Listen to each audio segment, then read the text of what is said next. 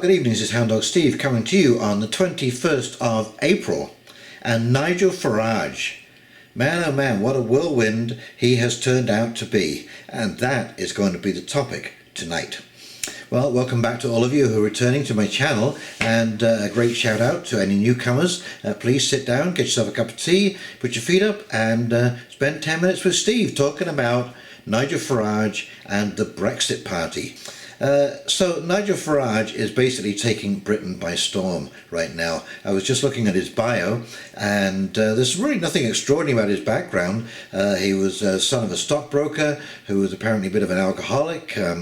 Nigel himself went into stockbroking and then into politics, but there certainly is nothing lauded about his background. So he is a fairly ordinary type of chap. However, I'm sure that most of you have noted over the last 9 months or so the extraordinary oratory skills that he has in Brussels. I have listened to many a lambasting that Nigel Farage has given Juncker or Bernier or Verhofstadt, and it is incredibly eloquent, it is accurate, it is precise, it is driving, and it is absolutely a joy to watch him go through these performances. And they're done with some sense of humour, some sense of irony, some wit. They're very, very enjoyable to watch, and you can see that it is through that oration and, of course, his brilliant perception and analysis of the political situation that has really brought him forward. And to all intents and purposes, it would seem that Nigel Farage is the man of the moment. Now, yes, we can see that he has spectacular oratory skills, but there's something else that's going on here that's a little bit deeper. Now, we're going to delve back into history just a little bit. Now, we're going to be at the starting point where there is pretty much an established government. And this sort of basically started to take place when the internal conflict within countries sort of really tamed down, and but what they found is that people really like to have a choice. They want to have their team. They support their team, and we see this still today lingering with soccer and football and baseball and so on and so forth. So they sort of narrowed this down to the system that they needed to have was one that appeared to give you a choice. But of course it was a false dichotomy, and here we are actually now in a false trichotomy, because we often have a third party. But it's really down to the red and the blue. The third party is usually a trailer and never quite seems to get elected, or very rarely. For example, in Ontario, the NDP have only held power once in government, and they made such a cock-up of the whole thing, they were never invited back to the table, and they struggled ever since. Now, this false dichotomy, once set up, was a very, very, very powerful tool, and they maintained that dichotomy. For example, in the last US election, there were 52 candidates for the President of the US, but you only heard of the 3 after all the nomination process was gone through, and that was of course Donald Trump, Bernie Sanders and Hillary Clinton. In Canada here, we have the Liberals, the Conservatives, the NDP and the Green Party. Now, even though the Green Party holds a seat in Parliament, when we have an election and the party debates come up on television, guess what? They don't include the Green Party. There are only the 3 main parties: Liberal, Conservative and NDP. And NDP, I don't think, has only once held the government federally. Oh, actually, no, I tell a lie. They've never held a federal government, but they were in a position where there was a minority, and luckily got to push through some of their policies, but they've never held power. And so there you go. This is what's breaking up this dichotomy, this false dichotomy, because it's not getting the job done, and people are realizing it by the millions now. You just have to go onto YouTube, go onto Facebook, and see the conversations that are happening everywhere about the inability for government to solve any problems. And recent poll in Canada, 80%, and this is the same actually worldwide, 80% of the population believe the government are not acting in their best interests. And so we essentially have this two-party system, and each side would rage against each other, and they would proclaim that they were completely different from the other side, and that the other party or parties were the principal cause of all the problem and pain in the country, and if you only just elect us, we will do a much better job. And of course, what they were trying to achieve is the status quo. And I'm sure you've heard many a time, the jokes about Conservative and Labour politicians, go down to the bar after a good shout out in the House of Commons and have a few beers together. And I'm sure that they do, because it's really all become about holding your position in society. This is an incredibly great paying job. You've got a lot of reading to do, but basically you're chauffeured around in a car and so on and so forth. I'm not saying they don't do any work, but it's interesting how nothing seems to really get done. So why do we think this is? Now, what I call it is Eatons Syndrome. And Eatons Syndrome was a company in Canada. It was started by Timothy Eaton around about the 1900s, beginning of the 1900s, and it was an incredible department type store. It carried just about everything. There were Eaton's catalogues. Basically everyone across Canada bought things from Eaton's. So Timothy Eaton, of course, died, and every subsequent generation that came after him lost a little bit of control because they didn't have his understanding of how the business ran. And so we finally go through all of the generations until we get to George Eaton. They have squandered a lot of the money that has come out of Eaton's because, of course, Timothy Eaton set up an incredibly solid foundation for his business. But, the boys there kept handing it off to managers and, whiz kids and so on and so forth. And a quote that I have about the Eatons, which I think it really kind of sums the whole thing up. And the first one is from Timothy Eaton. And he was quoted saying this to one of his managers. And he said, we never close the door when there's somebody walking down the street. That was his attitude towards customers. The door was always open. And by the time we get to George Eaton, his quote on customers was, "I don't bother them and they don't bother me." And there you go. 5 or 6 generations and it is completely lost. And over the course of Brexit for the last 2 years, we've really got a repeat story of the Eatons. We now have generation after generation after generation in Parliament, and every generation that's gone by, they've got a little weaker, a little less considerate and thoughtful of the future. And so this is why we've had no infrastructure replacement for the last 40 or 50 years, not in a serious way anyway. There's been band-aid work done, that's true, but we haven't had any serious infrastructure replacement or plan to replace, which is just creating a disaster all over the place. But as I say, Brexit really outlines the entire problem. So we've had 3 years to negotiate a simple deal. And yet we have spent millions and millions and millions and millions of pounds shouting and travelling and bickering and voting and turning things down over and over and over again. And here we are past the deadline begging for new deadlines. And everybody can see that. We can't get away with that in the real world. We have to actually produce something.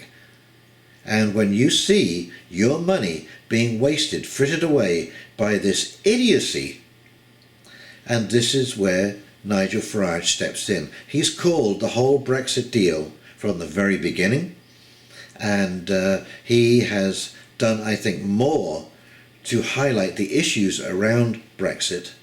And I think that people are seeing that he has turned out to be the one who is correct. And you'll see in the article that essentially outside of London, pretty much everyone is a Brexiteer. It's really only in London and its suburbs and urban areas that you get the Remainers. So all of these people who live in London, mostly the politicians, have lost sight of what the people want. Anyway, let's flip over to this article. It's not a very long article, but I really wanted to sort of talk about why Nigel Farage is getting such traction in Britain right now. Okay, let's take a look at that and we'll come back and I'll do a quick wrap up. Okay, here we go. Farage and the charge of the Brexit Brigade. Nigel Farage will be Prime Minister of England one day. Note, I didn't say the United Kingdom. There are real secessionist movements which the next phase of his quest for Brexit will likely tear the UK apart. But that's the future. The present is, however, even more interesting than that. Farage has rightly navigated the last 9 months of the Brexit saga to emerge the frontrunner in a complete realignment of British politics after making a mess of things post-referendum. And there is no more proof needed than the polls released by YouGov this week of people's voting intentions for next month's European parliamentary elections. There is a long way to go, but it is clear that there is a desire to change politics for good. Positive vibes. That's from Nigel Farage. A European Parliament voting intention. Okay, you've got the Brexit Party at 27%, the Labour Party at 22%, Conservative Party 15%, the Green Party 10%, Liberal Democrats 9%, UKIP, that's the UK Independence Party 7%, and Change UK 6%. And even with a 5-point lead over Labour, Farage is saying that there's a lot of work yet to do, because the European elections are only the start of what comes next, and he's absolutely right. European elections are where voters go to lodge their frustrations and show their anger, but this is far deeper than a protest. It is the beginning of a realignment of British politics along a very different axis than before. The false divide between Labour and the Tories is fading as they both have come together to bin Brexit, as the Brits would say, fighting amongst themselves for control of the next Parliament. And that's what Farage is exploiting. By branding his new party the Brexit Party, he's not mincing words. He knows that the majority of England, not the UK, outside of London are staunchly anti-EU. He's got his finger on the pulse of the English electorate, including that large percentage of Labour voters who also voted to leave alongside the majority of Tories. Farage knows he has the right approach politically to unite the centre-left and the centre-right of England into a very viable political force which can galvanise around this issue, just as they did in 2016, to the chagrin and horror of the British establishment. The Tory abyss. The Tories will be the first big losers in this realignment. Look at the totals above. 15% for the Conservative Party. As I brought up in my article at Money and Markets, this is catastrophic if it holds not only through the European elections next month, but carries into the inevitable general election later this year. Once you drop below the 16% chasm, extinction is a real possibility. The idea of the chasm is Everett Rogers' diffusion of innovation theory applied to practical politics. Protest votes can garner 15 to 16% of the electorate during a campaign, but they have a hard time breaking through that ceiling. There's a chasm, as Chris Maloney describes it, where a rebranding has to take place, where the protest has to remarket itself to the community as vital to improving the lives of everyone. In politics, it means going from the anti-Tory party to the Brexit means Brexit party. It means speaking for the entirety of the UK and its well-being. The hard part in politics is once you reach the chasm, regardless of voting system, the major parties adopt your platform points somewhat and mollify the next tranche of the electorate vulnerable to the siren's call of the new guy. Voters tend to vote for small incremental change rather than upend the apple cart and start slitting throats to invoke H.L. Mencken. The Tories don't realise it yet, but they are facing extinction with numbers like this. The mad scramble going on behind the scenes to oust Theresa May from 10 Downing Street is their own fault for their lack of vision, to quote Emperor Palpatine. They didn't realise back in December the extent to which she was prepared to go to betray Brexit. The European Research Group, ERG, headed by Jacob Rees-Mogg, moved too soon against her and couldn't get a vote of no confidence through Parliament to remove her. Now they are stuck with her until December, which, in the minds of the leadership in Brussels and the British political class, should be enough time to blackmail Labour leader Jeremy Corbyn into bolting on a customs union to the EU's withdrawal treaty and ending this insignificant rebellion by Farage's pitiful band. Once the major party drops below the 16% chasm, they do so permanently. What are the Tories going to do to regain the trust of voters they have so egregiously betrayed? Trust means trust. No one will believe them when they say they believe in Brexit. Any expertise they have in actually running the British government will be heavily discounted by voters. Labour isn't in much better shape, honestly. They have the same problems the Tories have outside London. They'll lose support to the smaller leftist parties for not being pro-EU enough, and they'll lose support from the working class outside of London who Labour used to represent. This is right for Farage to pick up much needed points in the next general election to push his Brexit party over the top. If Mogg and the rest of the ERG are smart, they will join him and ditch the Tories. This gives Farage seats in Parliament they already represent and will guarantee their re-election. That will have downstream effects in other safe Tory districts as voters see the Brexit party as having a legitimate chance of forming a government, and the avalanche will engulf all of Westminster. The Tories will go the way of the Whigs before the US Civil War. If that were to happen in the general election, there is little doubt that secessionist movements in Scotland and Northern Ireland will be held back, because Farage and a Brexit majority will throw out May's treaty, and that will have consequences. This is why the only seats Brexit are not contesting in May are the ones represented by the DUP. Farage understands he needs all the allies he can get as he takes aim at those that betrayed Britain. So I think we can all see around us that the old order of politics is just absolutely falling apart through inaction. And this is actually what I predicted for a long time, certainly not on video, but to people around me and in my store, when we talk about this kind of stuff, is that we're not going to end with a bang. It's not going to be a crash. It's going to be a whimper. And that whimper will be the whimper of inaction, inactivity, inability to make a decision, inability to move forward. And of course, we are living in the 21st century. Our world is moving incredibly quickly. And yet we see government that is literally throttling progress through its dinosaur bureaucracy. It's hurting every single country in the world right now. And again, this is why people like Nigel Farage and Matteo Salvini are really starting to gain traction, because they're talking to the people. And by their words, they're showing people that they really understand what is going on. And I, for one, are going to be incredibly interesting to see the outcome of the EU elections in May.